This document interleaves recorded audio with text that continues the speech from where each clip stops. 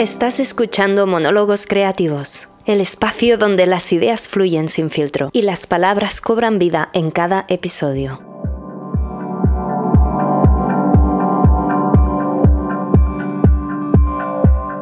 Soy Elizabeth Newt y hoy te invito a sumergirte conmigo en un nuevo monólogo, una exploración que quizás te haga ver el mundo de una manera diferente, o tal vez te inspire a crear el tuyo propio.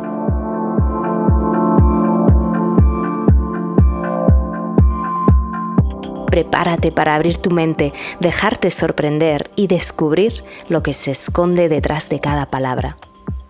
Empecemos.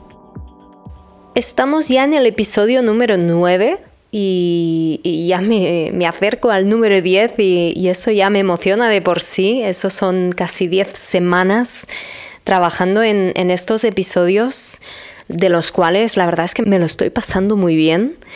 Y de los que espero recibir vuestro feedback para saber también si realmente os están, más que gustando, os están siendo útiles, estáis aprendiendo de ellos, de lo que yo también aprendo al mismo tiempo cuando voy creando estos episodios, porque hay mucha información que busco para darle una autoridad a todo lo que digo, pero al mismo tiempo también os comparto mi opinión, así que al final es un mix.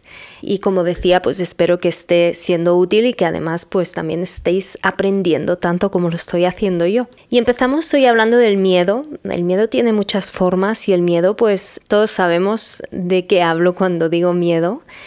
Pero quizás no sabemos tanto qué es el miedo atávico y lo vamos a unir todo eso con la creatividad. Empezaré por una frase de un anónimo, no he encontrado quién dijo esto, pero dice: el valiente no es el que no siente miedo, sino el que a pesar de tenerlo, actúa. Tal y como dice la frase, ser valiente es actuar a pesar del miedo. Queremos eliminar el miedo de nuestra vida, queremos no tener que pasar por él, impedir que nos acompañe en nuestro camino y movernos, desplazarnos con una seguridad arrolladora, pero eso es imposible.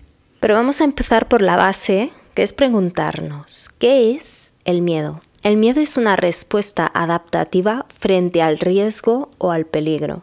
Algo interno se activa, ya sea por un estímulo interno o externo, que nos hace reaccionar de múltiples formas. Su definición ya deja claro que el daño puede ser real o imaginario. Muchos de los miedos que se nos activan son por ideas o imágenes que aparecen de repente en nuestra mente y que lo más posible es que no lleguen a suceder nunca. O por el recuerdo de una experiencia previa que con solo que nuestro cuerpo perciba estímulos parecidos a los que memorizó durante la experiencia, estímulos que pueden ser muy sutiles, que ni recuerdes, como olores, sonidos, colores, ya se activa nuestro miedo aun estar completamente fuera de peligro, en tu zona de confort. Con esto os compartiré un ejemplo personal más adelante. Pero hay una segunda definición muy interesante que dice lo siguiente: recelo o aprensión que alguien tiene de que le suceda algo contrario a lo que desea. Esto ha llamado mucho mi atención, ya que, según esto, el hecho de que algo suceda distinto a lo que esperas ya activa nuestro miedo. Y eso me ha hecho reflexionar, porque esto significa que las personas que somos muy controladoras, sí, me pongo dentro del saco, vivimos constantemente con miedo, con el miedo activado. Nuestro cuerpo está en constante modo supervivencia, seguramente con niveles de cortisol altos en nuestras venas, intentando mantener una falsa estabilidad, ya que el simple hecho de querer que todo salga de una forma en concreto, el miedo ya está presente, ya se ha activado, dando una respuesta adaptativa, como he dicho en un inicio, frente al peligro de que las cosas no vayan como uno desea o espera. Esto es un gasto de energía para nuestro cerebro enorme, ya que él no distingue entre real o imaginario. Al final volveré a este punto. De momento voy a seguir analizando el miedo, porque hay mucho más tras él. El miedo tiene muchas caras y sabe esconderse muy bien. A veces aparece sin esperarlo por un simple pensamiento o una imagen que activa miedos profundos y otras veces lo ves venir de lejos. Está claro que cuando aparece sin previo aviso, así de sopetón, tienes poco margen de reacción, de hablar con tu mente subconsciente y decirle, oye, no pasa nada, eso no es real, o oye, tranquila, esto va a pasar. Simplemente tu cuerpo reacciona ante un peligro y ya, haces lo que puedes, vamos. Al final, la reacción ante el miedo se divide en 3. O sales corriendo, atacas o te quedas paralizado. Salir corriendo y atacar, ambas producen movimiento y ese movimiento permite que ese miedo no se quede estancado en nuestro cuerpo. Energéticamente le damos una salida. Por ejemplo, tienes una presentación o una conferencia donde vas a presentar tu proyecto creativo y esa presentación te produce pánico. No es necesario tener miedo escénico para que el hecho de hablar ante un público se te despierte el miedo. Así que te preparas muy bien esa presentación, aun sentir ese miedo a vivir ese momento, con muchas posibilidades abiertas que pueden suceder en ese momento de la presentación. Una de ellas, evidentemente, pues que no te salga bien. Pero el hecho de prepararte, de trabajarlo, de incluso usar herramientas como la visualización, visualizarte ante el público, hablando con seguridad, imaginando cómo todo sale bien, etc. Herramientas así ayudan a disminuir los niveles de estrés producidos por el miedo. Eso no va a impedir que salgas con el miedo agarrado de la mano, pero sí lo va a hacer más liviano y esa experiencia que habrás superado con creces hará que la siguiente vez seguramente no sea tan intensa. Aquí has afrontado ese miedo, podríamos decir que lo has atacado. Y eso te da un poder que, como he dicho antes, puedes usar la próxima vez, porque habrás vivido en tus carnes que eres capaz. La creencia de que puedes la habrás anclado en tu cuerpo y eso vale más que leerte cientos de libros que te hablen sobre tu poder y tus capacidades. Pero cuando el miedo es paralizante, produce un bloqueo importante. Todos en algún momento de nuestra vida hemos vivido esa parálisis por miedo y estaremos de acuerdo en que moverse desde allí, desde la parálisis, supone un gran esfuerzo. Muchas veces el próximo movimiento nos va a sacar directamente de nuestra zona de confort. Nos aleja de ella y de allí la activación del miedo. La parálisis genera incapacidad, pero hay recursos para ella. Como he dicho en un inicio, el miedo se activa por algo real o imaginario. Nuestro cerebro no distingue entre lo real e imaginario, por lo tanto, un ejercicio muy potente de visualización es el que te imagines otra vez esa situación paralizante e imagines distintas salidas y reacciones a las que tuviste. Se puede anclar una emoción nueva de una experiencia vivida anteriormente. El miedo también va cambiando según vamos creciendo, ya que hay algo básico y es que debes conectar con él. Quizás mentalmente no lo encuentres lógica en muchos momentos, pero tu cuerpo sí que lo siente como real y con eso es más que suficiente. Ahora bien, yo creo que esos miedos son los mismos de cuando éramos pequeños, pero transformados. Ellos también han evolucionado y eso hace que sigamos conectando con ellos, porque muchos miedos que podemos escuchar de los niños nos parecen inverosímiles y al no creérnoslos no nos afectan como tal, pero sí lo hicieron en su momento. Imaginaros un adulto sufriendo con el niño por el monstruo que hay bajo la cama, una imagen más que rara. Pero, como he dicho, se transforman y evolucionan al mismo tiempo que nosotros también lo hacemos, para seguir conectados a ellos, para hacerlos reales, para que nuestra mente crea en ellos y los haga verdad, produciendo así esa sensación física tan paralizante y tan terrorífica en muchas ocasiones. ¿Sabéis qué es el miedo atávico? Es una representación de los miedos que compartimos todos nosotros con nuestros antepasados. Son miedos que se transmiten de una generación a otra. El concepto atávico hace referencia a lo ancestral, algo de lo que os hablé en el primer episodio de este podcast. Por lo tanto, no solo hay miedos de nuestra infancia que nos acompañan, o miedos por experiencias vividas, o miedos que aprendemos a medida que vamos haciéndonos mayores, sino que también hay miedos heredados que vienen a ser una adaptación colectiva ante amenazas más graves. Os comparto la siguiente frase de Lovecraft, un escritor estadounidense. la emoción más antigua y más intensa de la humanidad es el miedo. Y el más antiguo y más intenso de los miedos es el miedo a lo desconocido. El miedo a lo desconocido, ese miedo que todos hemos vivido más de una vez en nuestra vida. Lo desconocido nos saca directamente del control, nos pone en situaciones desconocidas, tal y como dice la palabra, con resultados desconocidos, y aquí nuestra imaginación se desata hasta límites insospechados. Y eso, queramos o no, nos puede paralizar durante años e incluso durante toda nuestra vida. Seguimos con los miedos atávicos. Hay 5 temores universales que tenemos todos los seres humanos. A mí me han sorprendido. Aquí os lo suelto. Primer miedo atávico es el miedo a ser enterrado vivo, aunque luego dice cómo perder la autonomía por completo. Al final es esta parálisis, atrapamiento, real o no, o limitación que impida la acción. Puedes sentirte atrapado en un trabajo que no quieres, por ejemplo, y eso te paraliza en todas las áreas de tu vida, y creativamente hablando también. El segundo es el miedo a ser atacados cuando estamos solos. La tribu, la familia nos da seguridad. Uno de los castigos en las tribus ancestralmente y en la actualidad también en tribus perdidas en el Amazonas y en muchísimos puntos más del mundo. Uno de los castigos, como decía, era que te echaran del clan.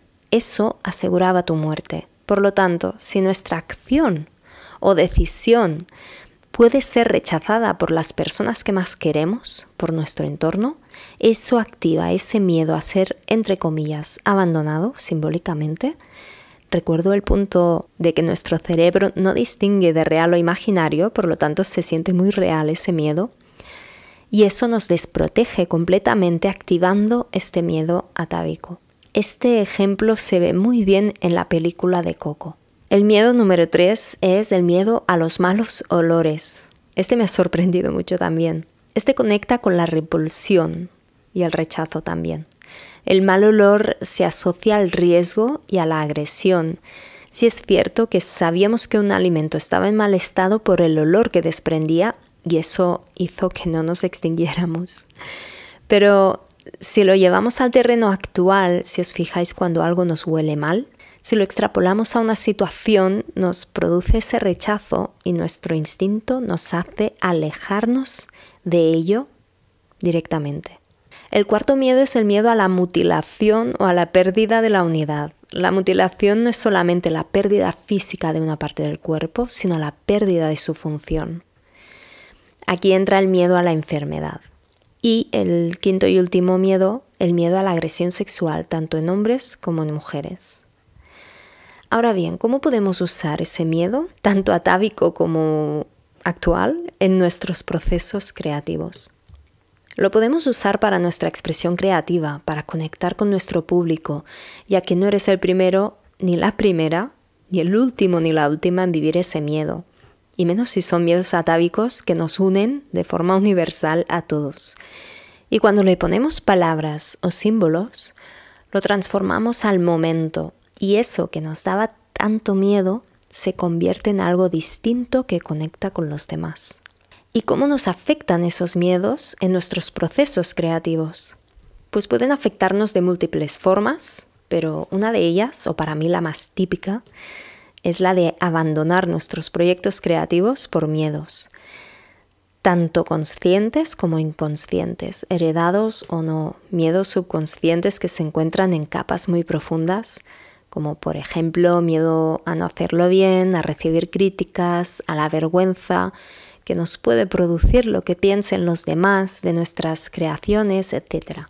Y si no somos conscientes de ellos, podemos pasarnos la vida pensando que el problema de no finalizar nuestros proyectos creativos sea por causas externas, que creemos no tener el control y responsabilizamos así a todo lo externo, cuando en realidad es algo interno que aún no hemos hecho consciente. Aun ser adultos, como he dicho antes, seguro que muchos de esos miedos, si los buscamos en nuestra historia y en nuestra infancia, los encontramos con otra forma, pero que nos producen unas sensaciones muy parecidas Y lo más seguro es que ese miedo sea una transformación o evolución de ese primer miedo creado por una experiencia en tu infancia, introyectado por creencias o frases lapidarias aprendidas en tu entorno de pequeño o de pequeña.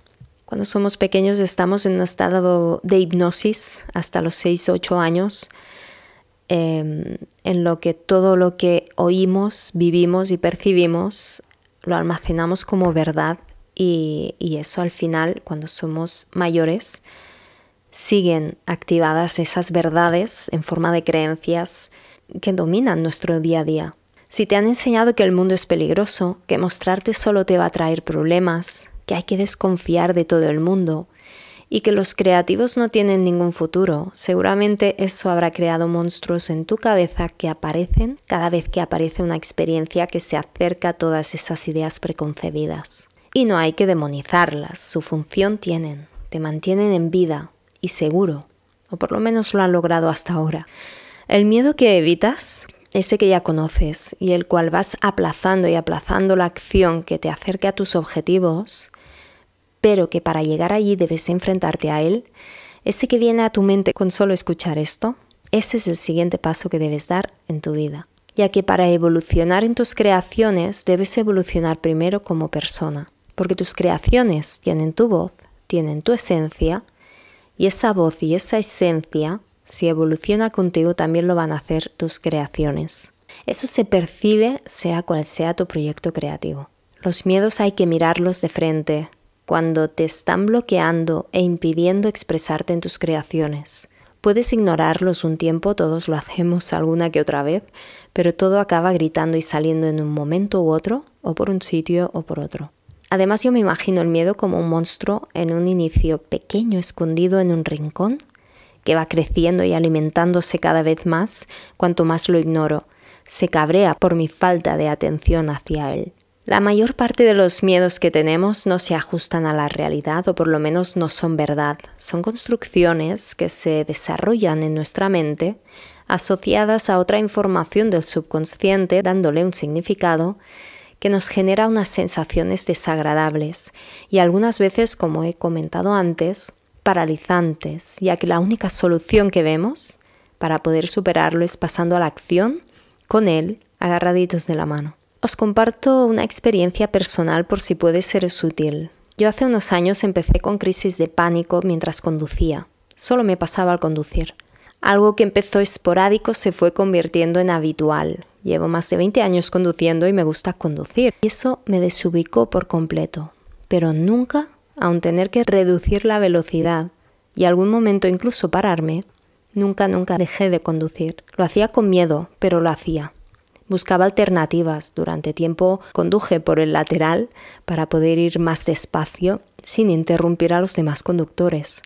Pero seguí conduciendo. Le enseñé sin saberlo conscientemente en ese momento a mi cerebro que conducir no era peligroso, que no me pasaría nada, aun sentir la taquicardia y el pánico de perder la conciencia y tener un accidente, porque esa sensación venía de repente. Y puedo decir que hace mucho tiempo que no me ha vuelto a ocurrir y actualmente conduzco sin problemas.